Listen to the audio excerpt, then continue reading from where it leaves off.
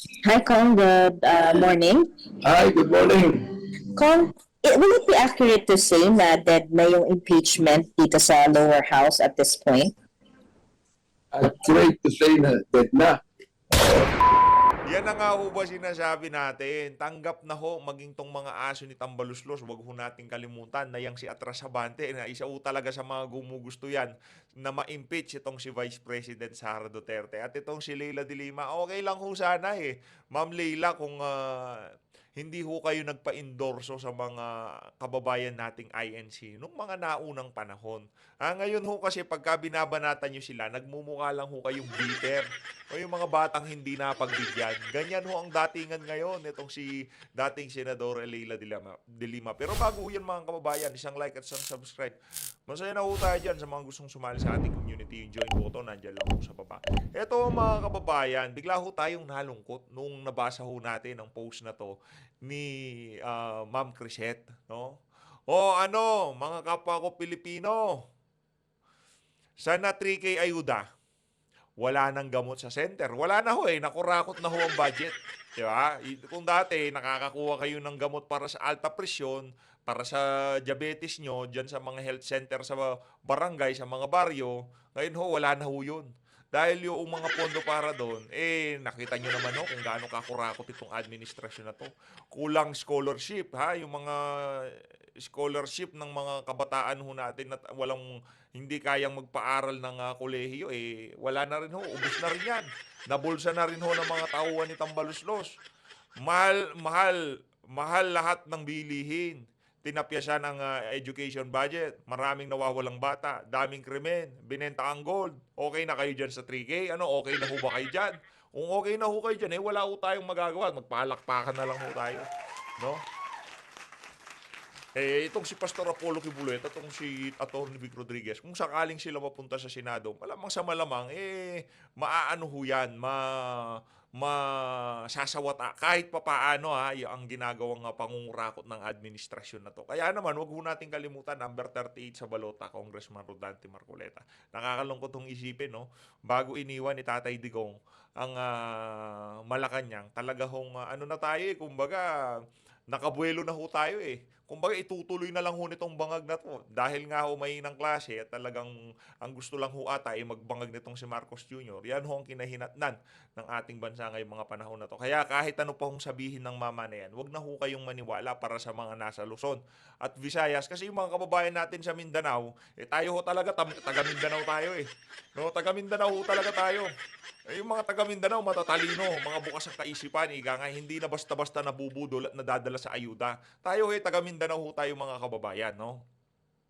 Para sa mga taga Luzon at Visayas, ano pa ho bang mga ebidensya na kailangan nyo makita sa administrasyon na to para mapagtanto nyo sa inyong mga sarili na hindi para sa interes ng sambayan ng Pilipino ang ginagawa ng administrasyon ni Marcos Jr. Para lang ho yan sa kanilang mga interes, no? Para ho sa kanilang mga pansariling interes. Ito, rekta ho tayo dito mga kababayan. Pakinggan ho natin itong, teka lang mga kababayan, sorry ho mali ho pala yung nailabas nating survey kanina para sa ang tawag dito mayoral race diyan sa Davao City. Sorry ho 88% ho pala itong si Tatay Digong. At 5% naman ho itong independent daw sabi nito si Carlo Nograles. Loko-loko ka ba, Brad? Anong independent? Binabackupan ka ni Tambaluslos administration na candidate ka. Wag yun ang lokohin na sambahin ng Pilipino. Kayong mga Nograles, tapos na mga political career nyo. At para dito kay Migs Nograles, kung ako sa'yo, atupagin mo yung malaking parating sa buhay mo. Huwag yung kung ano-anong inaatupag mo. Yun ang atupagin mo. Yung, di ba, mas mahalaga yan kaysa kung sa ano pa man. Mayaman na kayo. Yan ang alagaan. Ito mga kababayan. Rekto. Hoy, Migs yan ang atupagin mo. Huwag kung ano-ano inaatupag mo. Ang pagtakbo ng congressman sa First District ng Davao. Wala yan. Merong malaking bagay na parating sa buhay nyo. Kaya yan ang katupagin mo. Huwag kung ano-ano yung pinagkakaabalahan mo. Maghanap-hanap ka na ng mga gamit o kung ano pa man. Hindi biro yung pinasok niyo. Sabagay, mayaman naman kayo, walang problema. Kahit 10 pang ganyan, walang problema yan. Okay, eto na ho. Eto, dito ho tayo mga kababayan. Dilemma INC show of force to scare House against impeachment. Out of line. Anong out of line? Hindi nga napag-usapan yung impeachment na napasadahan, pero hindi yun ang diwa noong isinagawang rally ng INC. Talagang pagkakaisa lamang. Talagang kapayapaan lamang. Hindi kayo dumalo doon. Ibig sabihin, ayaw nyo ng pagkakaisa. Ayaw nyo ng katahimikan sa ating bansa. Dapat kasi nagpakita din kayo doon. No? Kaso ang problema, ramdam nyo siguro nakaguluhan ng gusto nyo mangyari sa ating bansa kaya hindi na kayo dumalo. Pakinggan nun natin itong mga kababayan. Karapatan nila yan. You know, they have the right to peaceably assemble. They have the right to free expression, express what they want to say. But yung ipakita na parang they're a force to be reckoned with, para maging takot na ito mga miyembro kan House of Representatives na isulong ang impeachment, I think that is out of line. Wala naman hong ganong pakay ang mga kababayan nating INC. Kayo naman masyado ko kayong nervyoso. Hindi naman show of force yun eh. Gusto lang ho ng mga kababayan nating INC na ipakita na nandito kami para sa kapayapaan. Hindi sa kung ano pa man. Ngayon, kung kinabahan yung mga congressman dyan sa House of Representatives dun sa nakita nila na yun, sorry na lang sa kanila. Pero hindi yun ang diwa ng isinagawang rally. Ang diwa ho, para suportahan yung panawagan ni Marcos Jr. na marami tayong problema. Yun na muna atupagin natin. Ha? Kapayapaan, pagkakaisa. Yun ho ang panawagan ng mga kababayan nating INC. Kung natamaan kayo doon dahil ayaw nyo ng kapayapaan, gusto nyo ng kaguluhan, at ayaw nyo ng gusto nyo pagkawatak-watak, gusto ng INC pagkakaisa, talagang hindi tayo magkakasundo. No? Tayo ho, kahit hindi ho tayo membro, nakikiisa ho tayo sa panawagan na yun. Tuloy. Na ang seryoso ang mga grounds bako man yung mga invento. Nahiling tayo itong mga grounds na yan duman sa mga naging hearings sa House of Representatives, lalo na sa Quadcom, lalo na dun sa Committee on Public Government and Committee on Good Government and Public Accountability at saka sa mga budget hearings na nabulgar nga itong mga misuse of the confidential funds, and then itong kanyang yung kanyang threats. Teka, paano mo ma-define yung misuse? Hindi pa nga tapos ang investigasyon sa COA. Bumibida na kayo. Hayaan nyo muna kasi yung COA. Pagka sinabi ng COA may paglabag, doon kayo mag-imbestiga. Pero habang di tapos yung investigasyon, huwag kayo magpapatihuna. Wala naman kayong mandato. Wala kayong karapatan ngayong mga panahon na to na sabihin na lumabag itong si BP. Hayaan nyo ho yung tinalaga ng ating saligang batas na siya sa atin. Kung meron nga ba o walang linabag itong si BP. Doon muna tayo. Pero bilang isang dating sumusubo ng saba, sasabihin mo sa amin na merong linabag si BP, napatunayan sa mga hearing. Wala hong napatunayan sa hearing. Ang napatunayan lang dun sa hearing, talagang ginamit ni Tambaloslos ang mga committee dyan sa House of Representatives para banatan ng mga Duterte. Yun lang ang napatunayan natin. Maliban doon, wala na. Yung pagsubo mo na sa ba siguro nung mga naunang panahon. Pero ngayon, wala ho yan. Very public, very open, very unbecoming of the second highest official of the land to make such very public threats na igwa na daa siyang kinontrata, na assassin, igwang mangyari sa iya. Alam mo, nagre-research nga ni ako sa igwa pang mga nasyon na igwang arugayan na second highest official of the land would really openly make such a threat. And then yung iba pa. O yun na naman Kayo talaga, dahil wala kayong pwesto sa pamahalaan, wala na kayong ginawa kung hindi mag-marites ng marites. Nagpapakalat na naman kayo sa marites na yan. Wala hong pagbabanta itong si VP Sara kay Marcos Jr.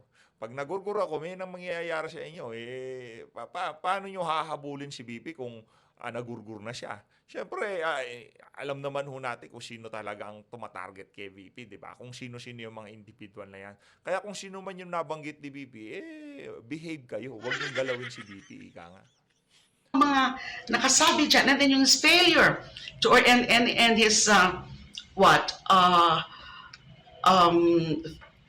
inability to explain the use of the confidential funds. And then nung una, abot niya mag-appear duman sa committee.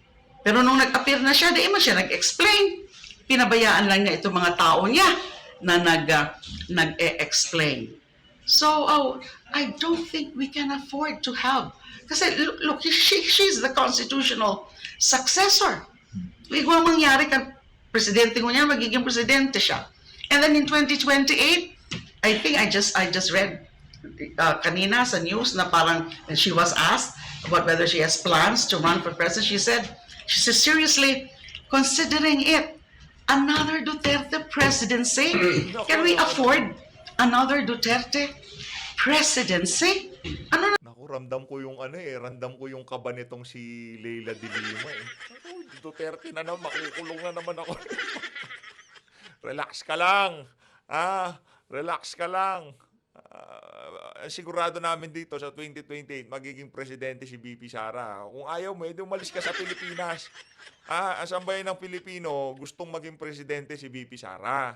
Ngayon, kung ikaw na lang, ang ganda pa naman ng posing mo dito. Teka nga, i-snip ko to para, teka lang, i-snip ko na tong si Leila dito. Talagang ramdam ko yung gigil niya kay VP, no? Kung ayaw nyo kay VP, edi umalis kayo sa Pilipinas. Wala naman nagbabawal sa inyo. Kasi sa ayaw sa gusto nyo, ito yung mga bagay na hindi mapipigilan kahit na anong gawin nyo. Ang pagiging presidente ni VP Sara sa 2028 national election.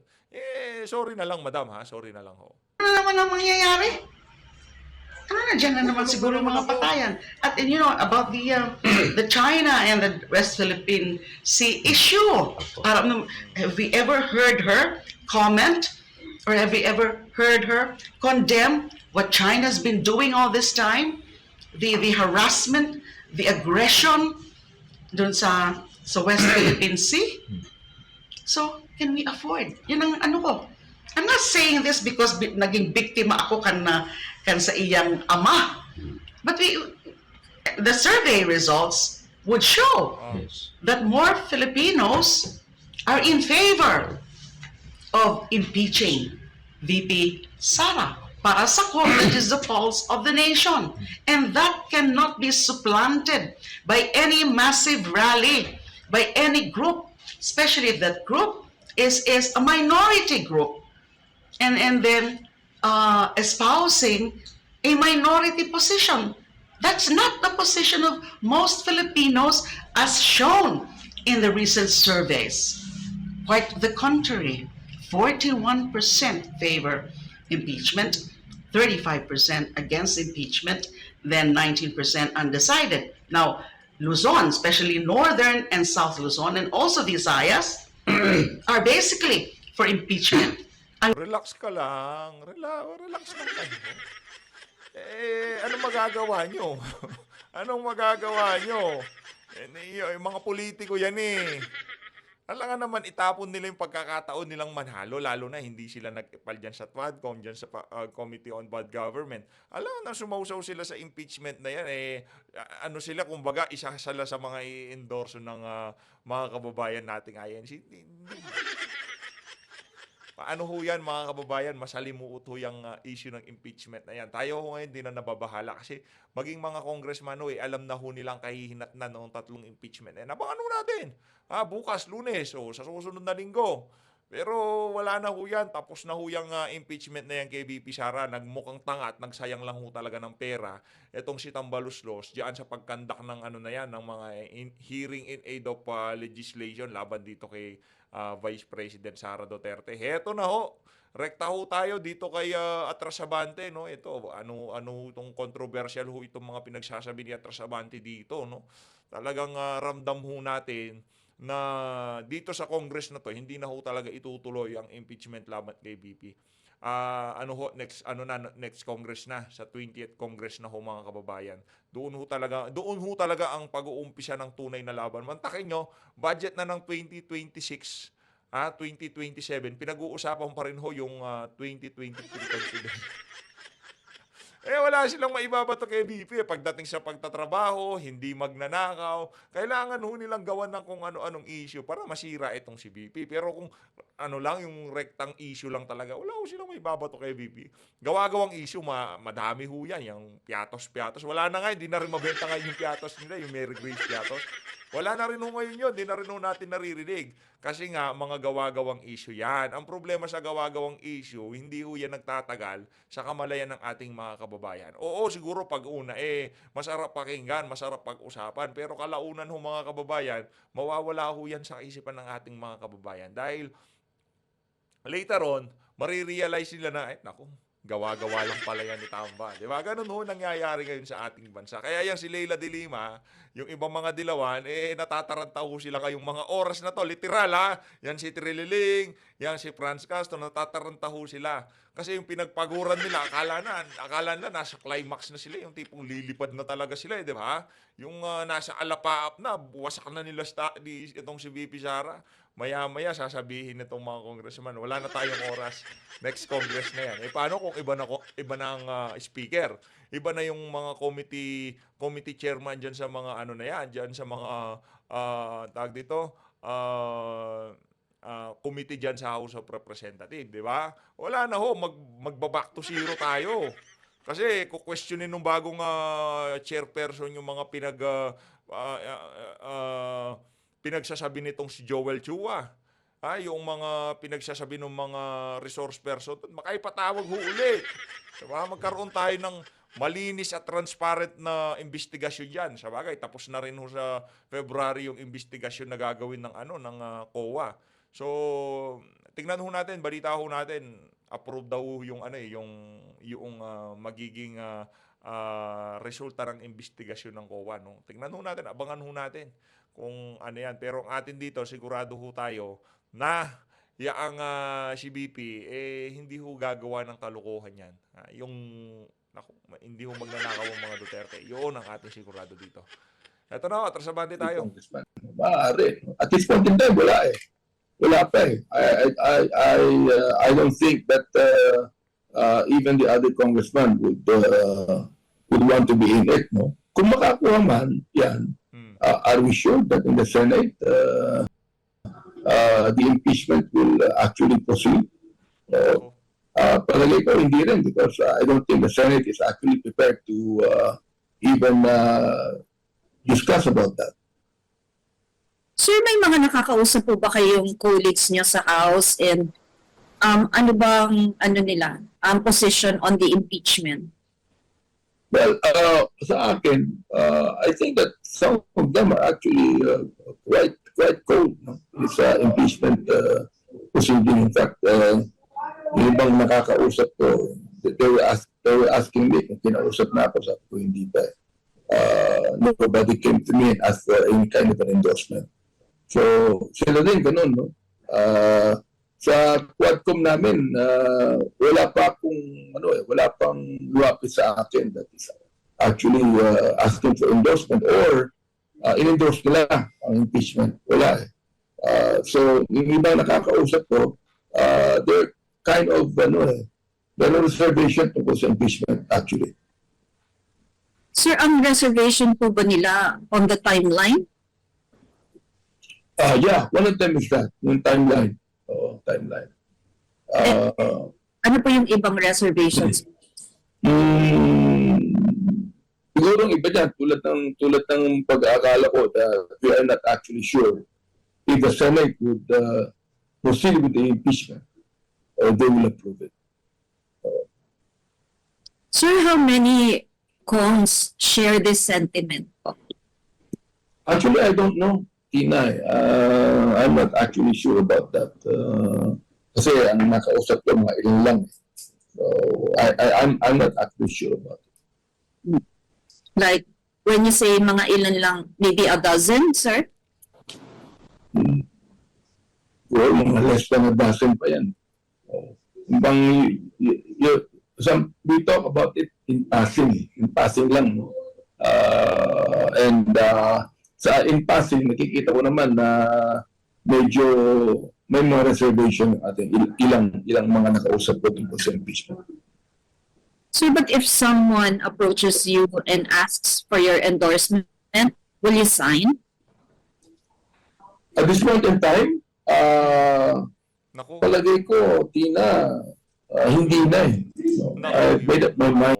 Para sa mga kababayan nating INC, hindi na daw ho siya pipirma.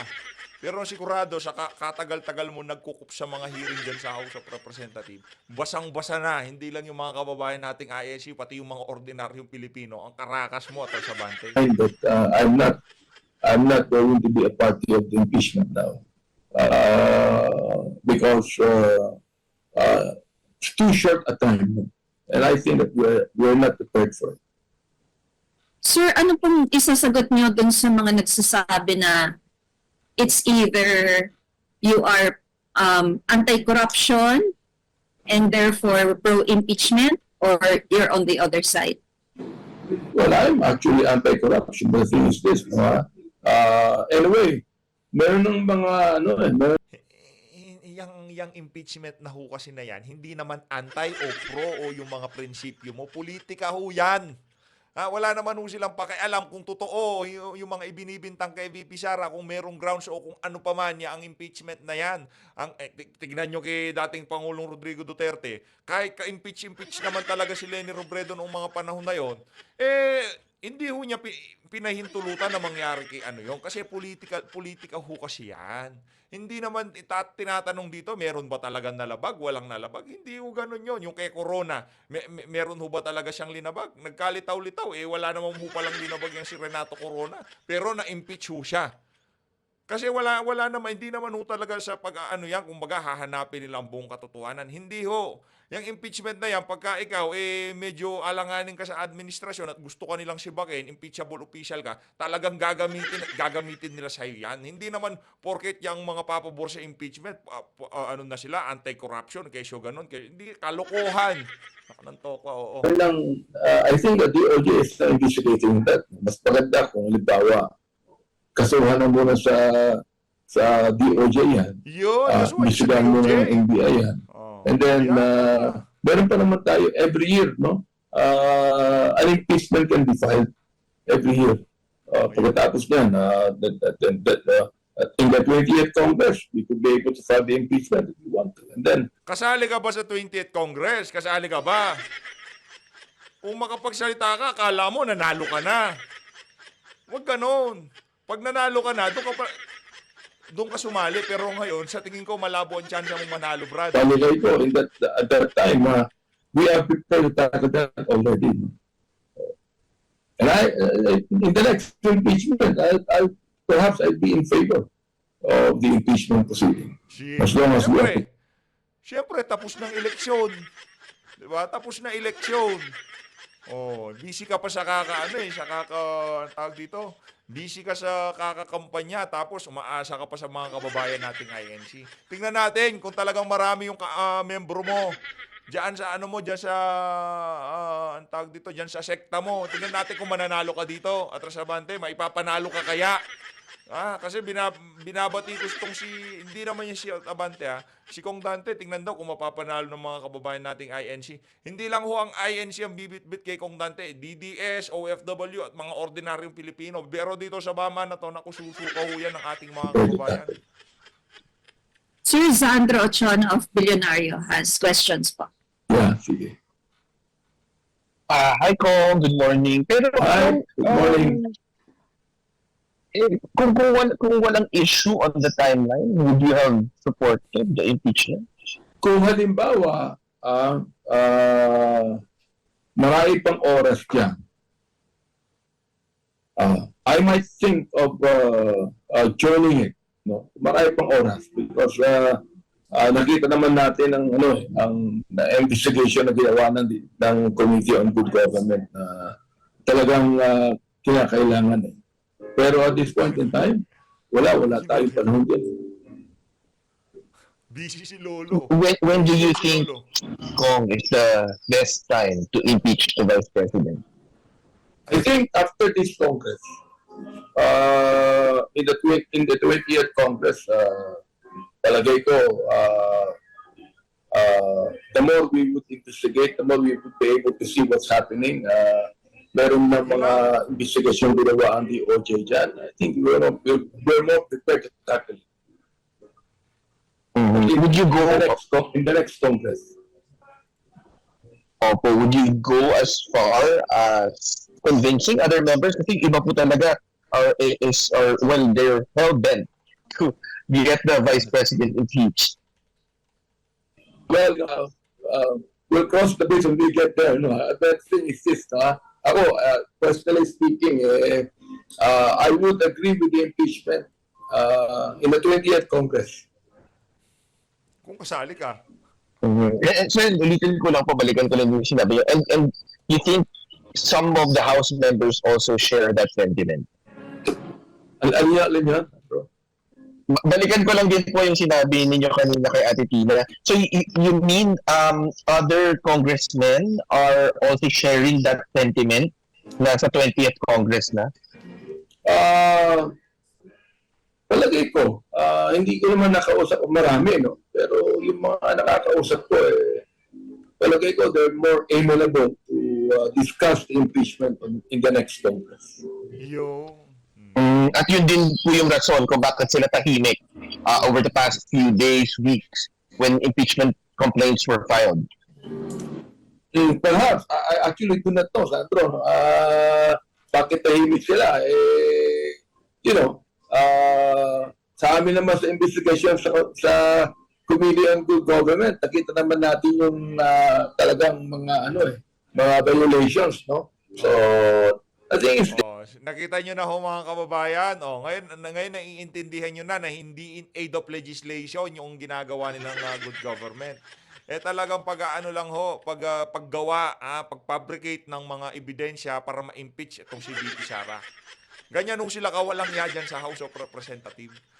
Nandyan ho sila, sinabi na nga ng COA, Mary Grace Piatti, hindi Piatos. Pero ipinilit ho nila yung Piatos. Bakit? Sila din ho gumawa nun para maging sensational. Di ba? Mapag-usapan sa publiko. Ganyan ho sila. Ganyan ho sila gumawa ng kwento dyan sa mga hearing na yan dyan sa House of Representatives. Ganun ho sila katindi. Ang sa akin lang, why do we have to be in a hurry? Why do we have to be in a hurry? Okay? We can investigate more. We could be able to be more sure. In the 20th Congress, we can be more sure of the impeachment. Kung kasama Rather than ka. today. Alright, sir. Thank you, sir. Ipapasa ko na po kay Vivian Gulia ng ABS-CBN News. She has questions too. Thank you, sir. Hi, Kong. Good morning. Hi, good morning. Kong, will it be accurate to say na dead na yung impeachment dito sa lower house at this point? Accurate to say na dead na. Oo. Dead na malinaw ho. It's safe to say na dead na ang impeachment yan sa House of Representatives. Maliwanag pa ho sa sikat ng araw, narinig nyo. Galing ho dito sa matandang hukuluban na to, wala na ho ang impeachment. Ayun. Paano ko ba masasabi yan? No? I still don't know kung dead na yan. Gulo mo Although sa akin, the timeline is actually too short. Yun lang sa akin. How about will it be accurate to say na cool yung House of Representatives about the impeachment? Yung alin? The lower house is cool lang about the impeachment. As far as my discussion with some congressmen is concerned, no? Ito, passing lang naman to Parang tinatanong ko lang, no? I think in a way they're cool about it. I mean, they're not yung bang pwede kong tawagin, we have some reservations. Yung po mga nakausap ninyo, are these house leaders po? Party leader? I think ba siguro mga one or two of them are party leaders. So, do you know, are you at liberty to disclose which party, sir? Huwag na lang, huwag na lang. Okay. Sige, sir. Yung nakausap niyo po ba sila after the INC rally? Factor po ba itong naging INC rally doon sa sentiment ng House?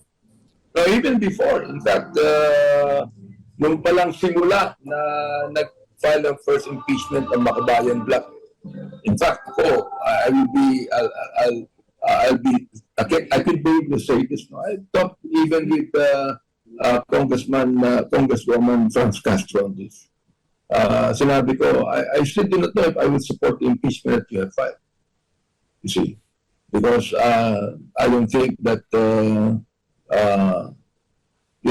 sa akin lang, no, there's some congressmen that are actually very active about this. No? Kasi makikita mo naman kung kung talagang gusto ng mga congressmen But, I mean, in a way, talagang ako lang, sa akin lang. I have some reservations to it actually. So yung reservations, well, you mentioned the timeline, pero ito lang po ba? Or factor din yung malapit na yung election and yung factor din yung support ng INC? Yeah, talagang factor yung malapit.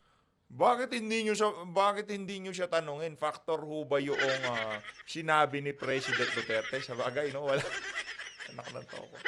Hindi man ho nila binabanggit yung sinabi ni Marcos Jr. na hindi siya pabor sa impeachment. Mas binabanggit pa ho yung peace rally na ganun ho kawalang kwenta ang ating presidente. Mas pinakikinggan pa ho ang INC kaysa kay Marcos Jr. Mas inaabangan pa hong gumalaw yung mga kababayan nating INC kaysa kay Marcos Jr. Mantakin tatanong, factor ho ba yung ginawang peace rally ng INC? Factor ho ba yung pagsuporta ng INC kay BP Sara? Ang pinagmulan naman ho ng pagsuporta ng INC diyan sa yung lumabas na pagsuporta pero wala ho silang sinusuportahan, no? Yun doon sa mga pronouncement nitong si Marcos Jr., no? Ito talagang mga na to. Ng election. I do not think that the ink rally is a factor to it. In fact, I would say that the impeachment will not proceed just because the ink rally says no. Diba? I mean, I think that we ought to give credence to every congressman's decision not to proceed with the impeachment. So yung ink rally, wala pong impact, kumbaga, sa desisyon ng mga congressmen when it comes to impeachment? There might be. No, I'm still looking into it kung talaga may impact. No, although, syempre, if we will have to make a decision not to proceed with that, no, ayaw naman namin sabihin na it's because of the ink rally. Siguro may impact yan, may effect yan sa amin, sa mga congressmen. Meron. Politically speaking. Pero personally, kayo po, sir? Personally, sa akin,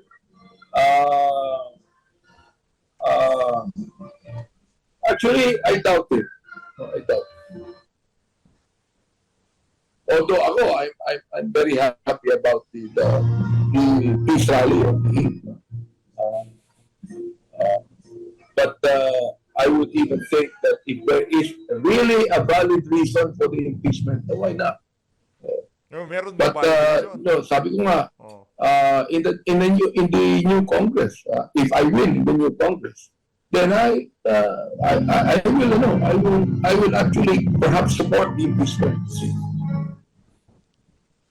Having said that, sir, so paano po yun since may nakafile na Pagka hindi mo sinuportahan next Congress, di yari ka kay Tamba, yung mga sekreto mo, ilalabas niya.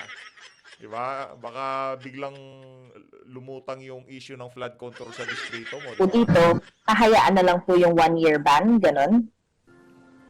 Yeah, anyway, every year naman pwede mag-file impeachment. Although, siyempre, Yung para bang yung bang the momentum has decreased, no? Pero still kung meron pang mga substance or form or reason for us to fund impeachment, why not? See, hindi naman nawawala yan. Okay. Okay, thank you, sir. Thank you. Si Ate Rose of UNTV also have some questions po. Thank you, Vivian. Good morning po, Kong. Morning. Yes. Following po yung statements niyo po, kasi si Speaker Romualdez po ay nagsalita din nung pong opening po, nung pong resumption ng session, and sinabi niya na itutuloy yung investigation on confidential funds. Since part din po kayo ng good government, and parang narinig po namin na meron pong hearing next week, tama po ba? May details po ba kayo about doon? Kasi parang nakailang hearing na po on confidential funds, kaya nga po nakatatlong impeachment complaints na rin po na doon ibinatay yun pong kanilang mga reklamo sa isinasagawang hearing ng good government. I still yet to be notified on. Nakita niyo ho yung ng relo nitong parang Richard Mill ata tawag diyan eh. Gatin talaga On the tong hearing, iba na to. no? Siguro meron pa mga ilang Yaman, bagay no? na dapat namin itakot dyan because Pera niya. the Vice President has always refused to join us in the hearing. No? Not only refusing it, but the Vice President actually do not recognize the authority of the Congress to conduct hearings like this, no? And as long as the Vice President does not recognize that, sa akin that is an insult to the Congress that actually she's doing. No? Dapat recognize niya sapagkat mandato ng Kongreso yan. Po. Sabi nyo nga po parang hindi po ngayong Congress na ito advisable na ituloy yung impeachment proceedings dahil po doon sa timeline. Pero ano naman po magiging image ng Congress o ng House of Representatives dahil nagsagawa po kayo ng hearing on confidential funds po ng VP, tapos po may mga nakita po kayo na irregularities and hindi po itutuloy lang dahil lang po dun sa sinasabing gipit sa oras or hindi kakayanin? Sa akin, alam mo sa akin na hindi namin pinag-usapan ng impeachment sa committee. No? Anda mo na, puro kasinungalingan ka pa. Tumigil ka nga dyan, buwisit ka. Nananto ko hindi na pag-usapan ng impeachment sa sarap mong ba? Napakasinungaling itong matanda na to.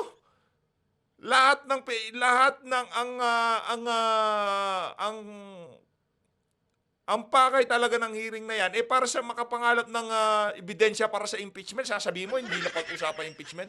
Tanga ka ba, Abante? Gagalit mo ko Pinag-usapan lamang namin is to investigate kung meron mga violation. To gather evidence, information. Yun, para sa impeachment ni VP. Sinungaling tong matanda. Yun ang pinag-usapan namin dyan. And then, Ganyan ho bang mga government official ang gusto nyong mailuklok dyan sa distrito nitong matandang hukuluban na to? Kayo hong bahala. we will give the documents, all of what we have learned from that. No? Unang-una, in aid of legislation yan para hindi na maulit yung mga nangyaring yan para malaman natin ano ba talaga ang limitation ng confidential funds. You see that? Pangalawa, we are prepared to actually file some bills concerning that. Pangatlo, we are prepared to submit all the documents to the DOJ for the investigation or the possible filing of charges. Pero hindi namin pinag-usapan yung impeachment sa committee. Sinungaling. Napakalaki mong sinungaling.